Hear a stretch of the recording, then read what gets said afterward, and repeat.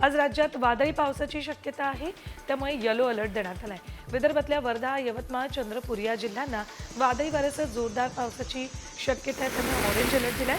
पावसाच्या हजेरीनं तापमानात चढ उतार सुरू आहे।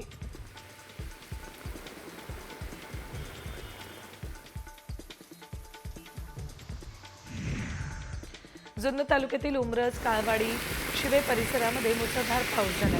रस्ते, पूल पाण्याखाली गेलेत, त्यामुळे नागरिकांना या पाण्यातूनच धोकादायक प्रवास करावा लागतोय।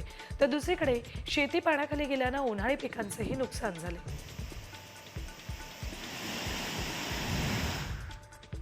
मनमाड शहर आणि परिसरात संध्याकाळी 7:30 वाजेनंतर पुन्हा एकदा अवकाळी पावसानं हजेरी लावली।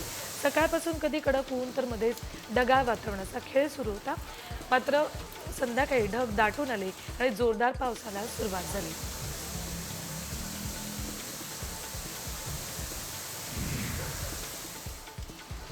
तर काल सकाळपासून बुलढाणा जिल्ह्यात ढगाळ वातावरण होतं।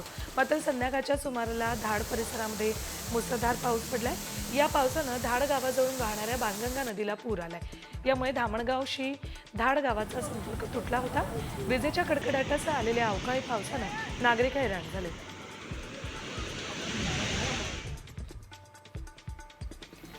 अकोल्यात 19 मे पर्यंत पावसाची शक्यता वर्तवण्यात आली आहे। नागपूरच्या प्रादेशिक हवामान विभागानं पुढील 2 ते 3 दिवस जिल्ह्यामध्ये विजांच्या कडकडाटासह पाऊस बरसेल असा अंदाज वर्तवलाय। या स्थितीच्या अनुषंगानं सर्व यंत्रणांनी योग्य ती दक्षता घ्यावी असं आवाहन अकोला जिल्हा प्रशासनानं केलंय।